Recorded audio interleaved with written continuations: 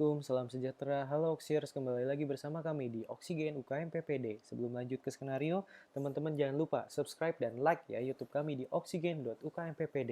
Kita lanjut ke soal ya teman-teman. Jangan lupa teman-teman baca pertanyaannya terlebih dahulu. Apakah diagnosis yang paling tepat pada pasien ini? Kemudian cari keywordnya. Biar teman-teman lebih jago nih analisisnya dan lebih mantap. Kita lanjut ya. Nyonya N 27 tahun, G1P0A0, usia kehamilan 10 minggu, datang untuk memeriksakan kehamilannya pertama kali. Nah, teman-teman jangan lupa nih, antenatal care pada ibu hamil sesuai trimesternya. Takutnya soal-soal dasar pada UKM PPD keluar. Kemudian, pasien tidak pernah menderita penyakit kronik sebelumnya. Pada pemeriksaan tanda vital, tensinya 140/90. Nah, berarti di sini pasien mengalami hipertensi dalam kehamilan nih teman-teman Oxiers. Lebih gampangnya dibedakan ya, untuk hipertensi pada kehamilan ada kurang dari 20 minggu dan juga lebih dari 20 minggu. Kemudian nadinya 89, respirasinya 21, suhunya normal ya teman-teman. Pada pemeriksaan fisik tidak ditemukan kelainan. Kemudian pada DJJ-nya ini didapatkan 143 kali per menit. Nah, di sini masih baik ya teman-teman, tidak ada tanda gawat janin. Kemudian pada pemeriksaan urin didapatkan proteinnya sebanyak 200 mg. 250 mg per 24 jam. Nah, di sini masih baik ya teman-teman bila dikatakan protein dipstik 1 atau yaitu bila proteinnya lebih dari 324 jam nih teman-teman per 24 jam nih teman-teman. Jadi kalau lebih dari 300 mg per 24 jam itu bisa dikatakan protein dipstiknya 1. Kalau yang 250 ini masih normal ya per 24 jam ya teman-teman ya. Nah, jadi teman-teman Oxiers, dari keyword di atas usia kehamilan 10 minggu, kemudian tanda vitalnya masih bagus, tekanan darahnya 140/90, berarti merupakan hipertensi pada kehamilan ya. Kemudian pada pemeriksaan fisik tidak ditemukan kelainan, pemeriksaan urin didapatkan protein sebanyak 250 mg per 24 jam, berarti ini diagnosisnya ke arah A ya teman-teman, hipertensi kronis. Nah teman-teman, kalau pengen taunya, kita lanjut ke pembahasan ya teman-teman ya. Makanya dicek YouTube kita ya teman-teman. Oke teman-teman Oxiers, nah hipertensi pada kehamilan itu definisinya adalah peningkatan tekanan darah sekurang-kurangnya 140 untuk sistolik dan diastoliknya itu 90 dengan 2 kali pemeriksaan berjarak 4-6 jam pada wanita yang sebelumnya itu adalah nomotensi. Nah untuk pembagiannya itu dilihat usia kehamilannya kurang dari 20 minggu dan juga usia kehamilan yang lebih dari 20 minggu. Itu ada hipertensi kronis untuk yang kurang ya teman-teman, dan superimpos preeklamsia. Nah, untuk hipertensi kronis nih, jadi hipertensi sebelum usia kehamilan kurang dari 20 minggu atau tekanan darah ini tinggi sebelum usia kehamilan 20 minggu dan tekanan darah ini persisten sampai lebih dari 12 minggu postpartum.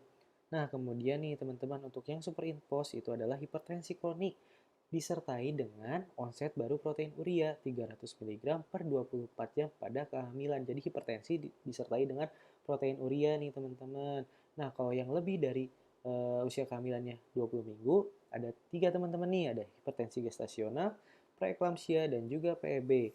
Nah, untuk yang gestasional itu ada sistol lebih dari 140, diastolnya lebih dari 90 tanpa protein urea nih. Nah, dia bakal kembali lagi normal 12 minggu postpartum. Kalau yang preeklamsia itu sistolnya lebih dari 140 sama kayak hipertensi gestasional ya teman-teman ya. Namun disertai protein urea. Tapi kan tadi yang hipertensi gestasional itu tidak tanpa disertai protein urea. Nah, kalau yang preeklamsia itu disertai dengan protein urea lebih dari 300 mg per 24 jam atau positif 1 atau lebih dari positif 1 pada urin tampung 24 jam atau trombositnya kurang dari 100, kreatinnya lebih dari 1,1 atau AST dan ALT-nya itu terjadi peningkatan 2 kali normal dan terjadi manifestasi klinisnya itu nyeri epigastrium. Kemudian untuk yang PEB, bedanya di sini yaitu adalah tekanan darah sistolnya teman-teman sama diastolnya itu lebih dari 160, tekanan darah diastolnya lebih dari 110 setelah usia kehamilan 20 minggu. Untuk protein ureanya sama kayak preeklamsi. Nah, kemudian manifestasi klinisnya nih ditambah juga dengan adanya nyeri kepala beserta gangguan visus dan juga terdapat hidroamnion. Untuk hipertensi kronis sendiri nih teman-teman, efek pada maternalnya itu adalah penyakit kardiovaskular dan juga cerebrovaskular.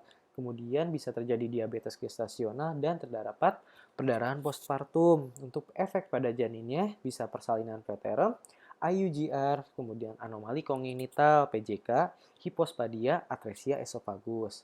Untuk obat-obat antihipertensi pada kehamilan, ini ada nifedipin, nikardipin, dan metilodopa nih teman-teman. Oh iya, jangan dikasih golongan ACE inhibitor, misalnya captopril, kemudian ARB juga jangan ya teman-teman ya, seperti valsartan dan chlorothiazide. Ini dikontraindikasikan pada ibu hamil. Nah, ini untuk obat-obatan pada kehamilan nih, ada nifedipin. Itu untuk short acting-nya itu dosisnya 4 kali 10-30. Dan untuk long acting-nya itu 1 kali 20-30 per oral. Nah, atau adalat oros. Untuk keterangannya di sini bisa menyebabkan hipoperfusi pada ibu dan janin bisa bila diberikannya secara sublingual. Kalau yang nikardipin itu 5 mg per jam dan dapat dititrasi 2,5 mg per jam tiap 5 menit hingga maksimum 10 mg per jam. Nah, untuk metilodopa 2 kali 250 sampai 500 per oral. Dosis maksimalnya itu 2000 mg per hari. Nah, untuk biasanya obat hipertensi yang terbaik buat ibu hamil itu adalah metilodopa ya teman-teman.